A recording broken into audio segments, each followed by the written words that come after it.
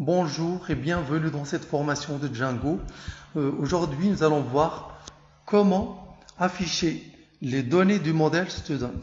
Alors, si vous vous rappelez, on a vu la dernière fois comment créer le formulaire d'insertion des données, mais on n'a pas vu comment afficher les données sur le template. Alors, aujourd'hui, nous allons voir comment afficher les données du modèle Student sur le template. Alors pour commencer, je vais ajouter les données du modèle Student sur le fichier View. Alors, sur le dictionnaire des données, j'ajoute ici une clé pour les données, 2 points. La valeur de la clé sera student.object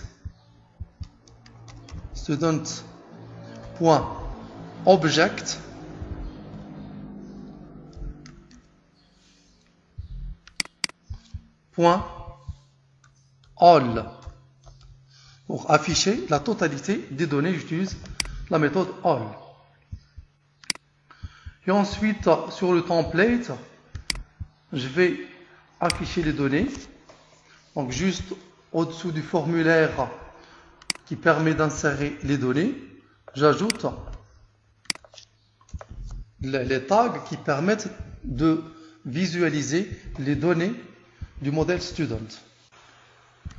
Alors, je dois mettre ici une clé, je l'ai laissé vide.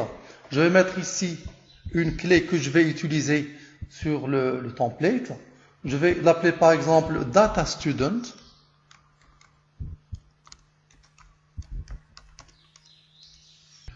Et je vais ensuite parcourir l'objet Data Student sur le template. Donc je crée une boucle for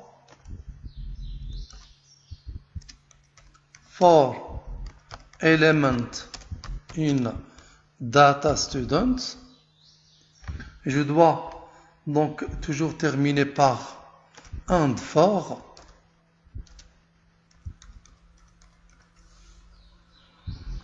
Et ici, je fais le parcours des éléments. Alors, la variable element qui fait le parcours du modèle Student possède les mêmes attributs name, email, phone que le modèle Student. Donc, je vais commencer par afficher le nom. Element. J'accède à l'attribut name.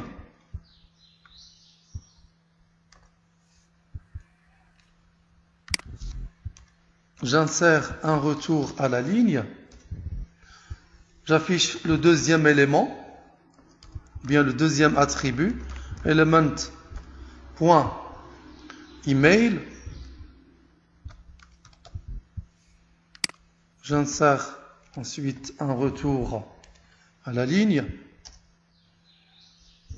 Troisième attribut qui est phone, element.phone.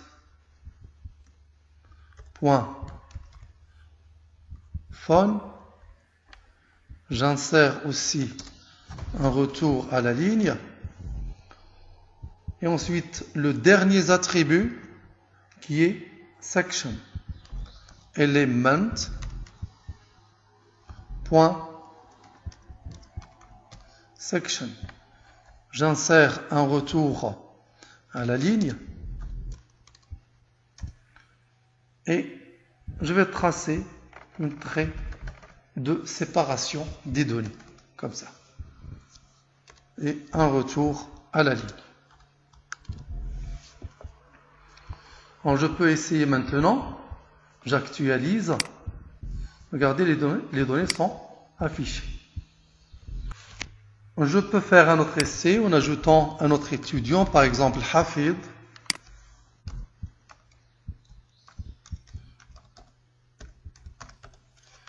Phone number,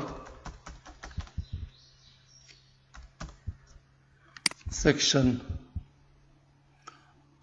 SVT par exemple. Je regarde. Voici Hafid, section SVT, etc. Alors, on peut aussi améliorer l'affichage en utilisant une table HTML par exemple.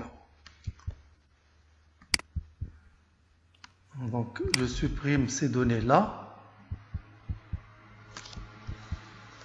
Je laisse la boucle parce que je vais l'utiliser. Je crée une table HTML. Table. J'utilise une largeur pour la table, par exemple 600 pixels. Et ensuite, head.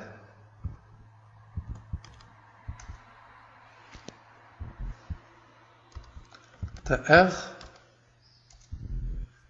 Et je crée les colonnes. TH. Donc le premier en tête pour le nom. Et ensuite, le deuxième pour l'email. Troisième pour le téléphone. Et le quatrième pour la section. Je vais mettre ici name. Email. Phone. Et ensuite, section.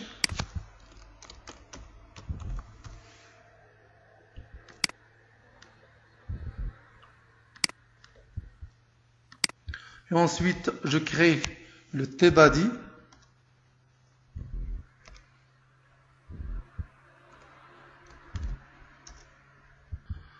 Et maintenant, je ne vais pas créer les lignes une à une, mais je vais boucler pour créer toutes les lignes en même temps.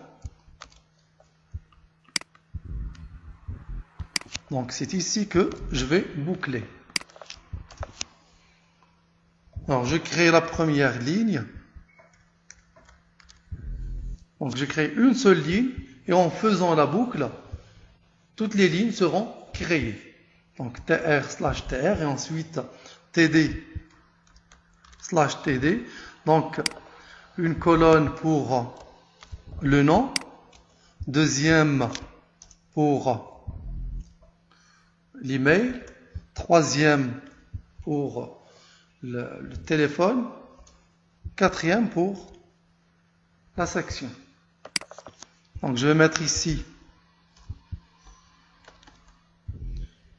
element.name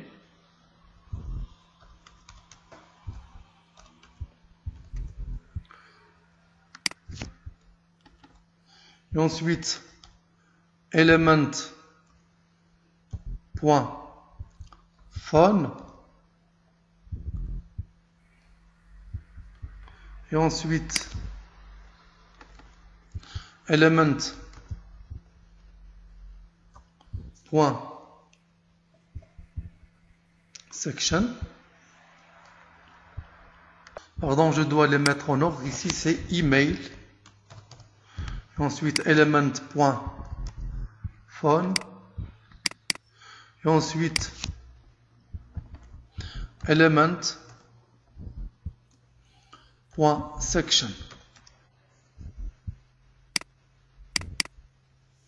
Alors, je peux maintenant tester. J'actualise. Et voici la table maintenant. Vous ne voyez pas les bordures parce qu'on n'a pas utilisé la propriété border. On doit ajouter ici border. Table border. Égal.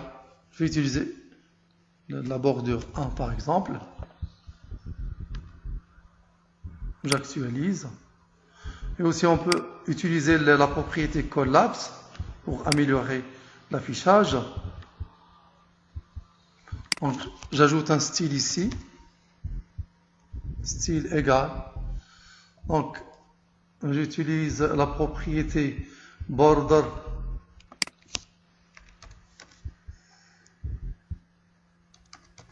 border-collapse.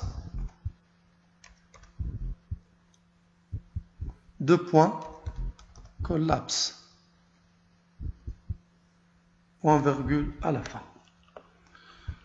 Et je peux tester maintenant.